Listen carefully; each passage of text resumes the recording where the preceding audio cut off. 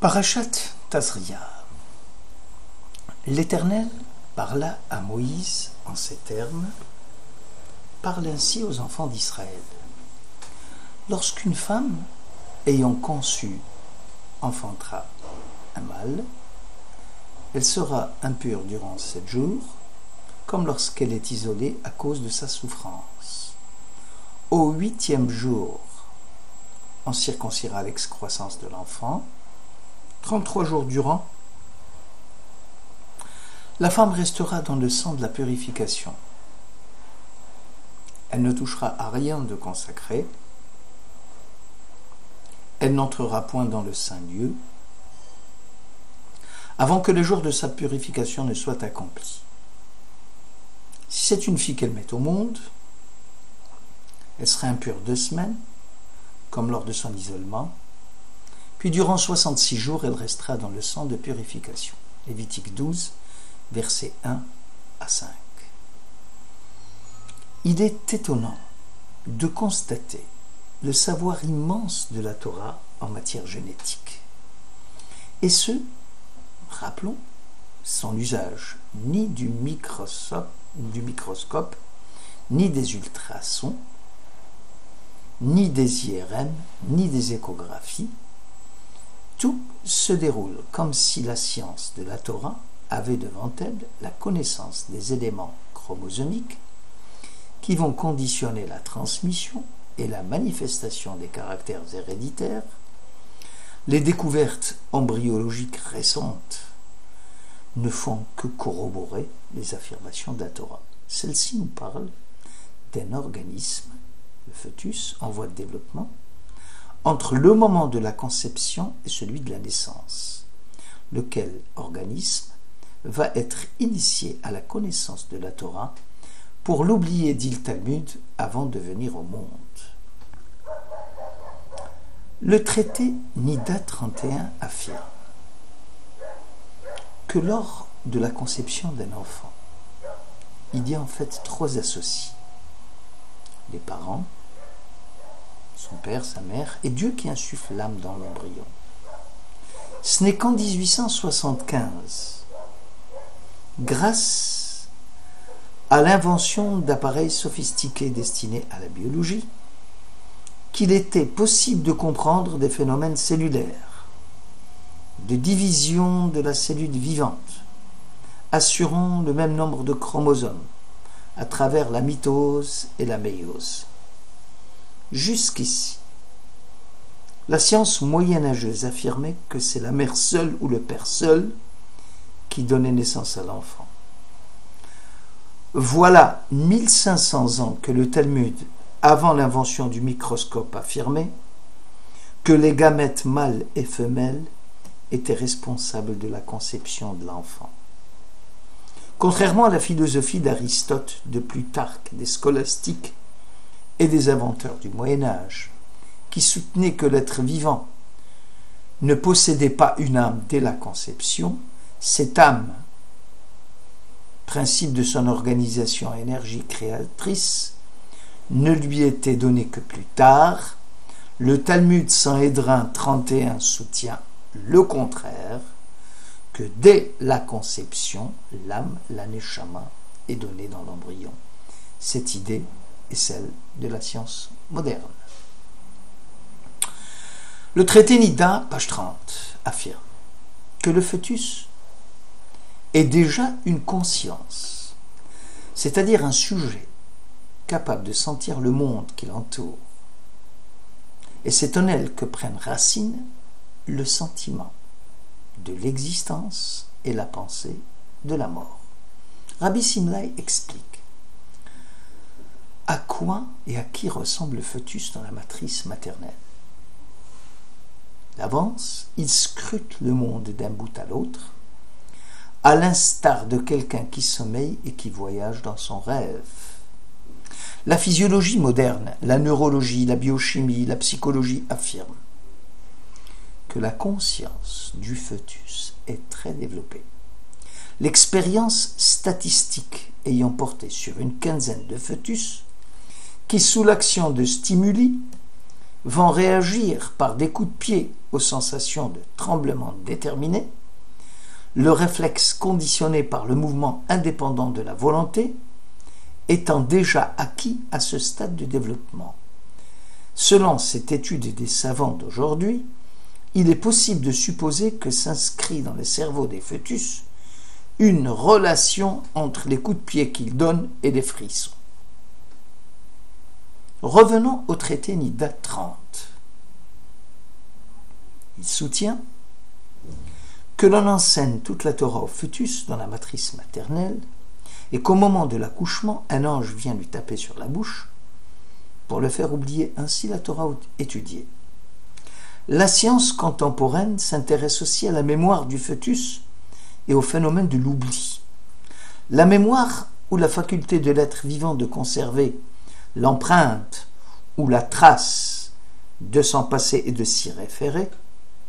Ainsi, le fœtus devenu bébé va réapprendre une Torah oubliée. La mémoire du bébé est une architecture complexe de fonctions qui permet de convoquer le passé, de s'y mouvoir librement. Elle engage la responsabilité du sujet et nos souvenirs ne sont pas stockés comme dans un coffre. Ils sont fixés, organisés, datés en fonction de cadres familiaux, sociaux, dans lesquels nous ne pouvons que nous inscrire, d'où le rôle de la famille dans l'apprentissage de la Torah, car le souvenir dans le judaïsme est une pensée, et sa restitution intégrale est l'œuvre de la fonction imaginative, c'est-à-dire la représentation des choses en leur absence, la reconstitution consciente d'un passé définitivement absent constitue le travail de mémoire. Cette activité sélective de la mémoire implique la mise à l'écart permanente de ce qui est insignifiant et inutile. L'oubli. L'activité sélective, nous venons de dire, implique la mise à l'écart permanente de ce qui est insignifiant et inutile dans notre mémoire. L'oubli est une fonction même positive et un aspect essentiel de la mémoire, et non pas une limitation ou une défaillance. La Torah ne dit pas autre chose. Elle affirme haut et fort le rôle du père dans l'éducation. Concernant la circoncision, dès le mois de novembre 1946, l'Association médicale américaine explique l'intérêt grandissant porté par les Américains non juifs à la circoncision.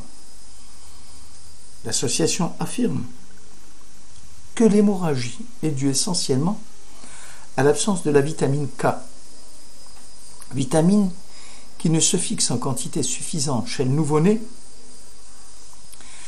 qu'à compter du 7e jour. Il devient alors aisé de comprendre pourquoi la Mila se fait le 8e jour.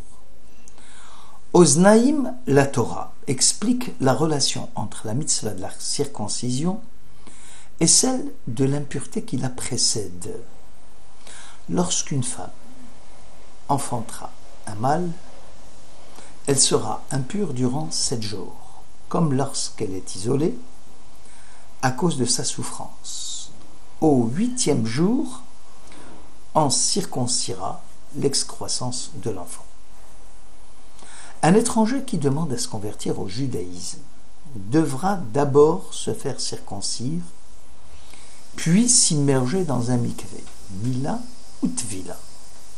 Un juif de naissance, ses parents, notamment sa mère, devra observer les règles de la pureté familiale, puis à l'enfant mâle issu de cette union, on fera la circoncision.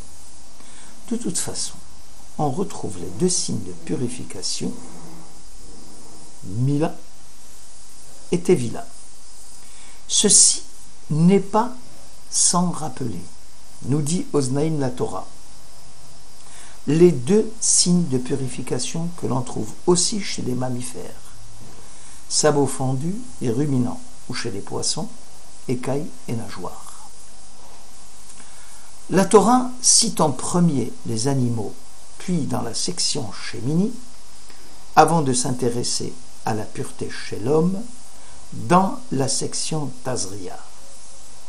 Selon le Midrash Abba sur la section Émor, Dieu met en parallèle l'homme et l'animal concernant le rachat de la faute commise. Le 8e jour, on circoncira l'excroissance de l'enfant mâle, ou Bayom Hashemini Imol Bessar Orlato. À compter du 8e jour, Dieu demande que le sacrifice animal soit agréé en restant déjà 8 jours sous sa mère. Umiyom Hashemini Vahal'a Yiratse. Et si la mila était une forme de sacrifice de la même manière que le sang animal versé sur l'autel, et que de la même façon que le 8e jour, le sacrifice étant agréé et permet de racheter la faute, la mila a pour vertu aussi de racheter l'individu en formation. Aussi se fera-t-elle, dit le Midrash Rabbah, le 8e jour, à l'instar du sacrifice animal nouveau-né. Maïmonide, dans le Guide des Égarés, chapitre 3, explique que tout embryon suffisamment développé pour avoir déjà des formes distinctes de l'espèce, car pendant les 7 jours qui suivent la naissance, le nouveau-né n'est pas encore à l'abri du danger, il est considéré, dit Maïmonide, comme un mort-né. Ce n'est qu'au 8e jour que le bébé, écrit le maître, est hors de danger. Revenons au traité Nida 31. Il pose la question de nouveau. Pourquoi circoncire l'enfant mâle le 8e jour de sa naissance? Le Talmud répond qu'on attendra la fin de l'impureté de la maman, Shiva Nekiim, qui dure 7 jours, afin que ses parents se réjouissent en même temps que leurs invités. Selon la Torah Temima, l'enfant doit laisser passer un Shabbat qui suit sa naissance avant de se faire circoncire, puisque le Shabbat a comme vertu thérapeutique de fortifier et de guérir l'individu. La mitzvah de la Mila doit se faire en plein jour et non la nuit, car selon Egiona Shel Torah, seuls les crimes de sang se font la nuit, pour masquer l'infraction à la loi et l'action blâmable de l'homicide volontaire. Les gens qui agissent au vu et au su de tous, généralement, le font en plein jour. C'est en ce même jour que furent circoncis Abraham et Ismaël, son fils. Abraham ne reculait devant personne, dès lors qu'il s'agissait d'accomplir la mitzvah de Dieu. Be'etzem hayom hazeh nimol Abraham ve'Ishmael beno. Encore une fois, la comparaison avec les lois sacrificielles est saisissante. Nous ne pratiquons l'abattage des sacrifices que pendant la journée, ainsi que l'aspersion du sang des animaux sur l'autel à UTEL. Le jour où il offrira son sacrifice, Beyom Hakrivo et Zifro, la mitzvah de la Mila repousse celle du Shabbat, Mila Docha Shabbat, et l'on fait circoncire l'enfant Shabbat. Pourtant la Mila comme Shabbat constitue aussi un signe hôte qui dit l'homme à Dieu. Pourquoi alors y a-t-il préséance de la Mila sur Shabbat? Tosefet Bracha souligne que selon nos sages, dans le traité Sanhedrin 58, un païen n'a pas à faire Shabbat, car il se met en danger de mort. Comme il est dit, le jour et la nuit, il n'y aura pas d'interruption pour lui. Dès lors, la ligne de partage entre un juif et un gentil est la mitzvah de la Mila. Sans elle, Israël, comme les peuples païens, ne ressentira pas la trêve shabbatique. C'est la mitzvah de la Mila, qui est la cause de l'observance du Shabbat. Voilà pourquoi la mitzvah de la Mila repousse Shabbat. C'est la première sanctification qui va entraîner à sa suite la seconde sanctification. Donc la Mila entraîne le respect du Shabbat. Il est donc normal que la mitzvah de la Mila repousse celle du Shabbat. Shabbat Shalom.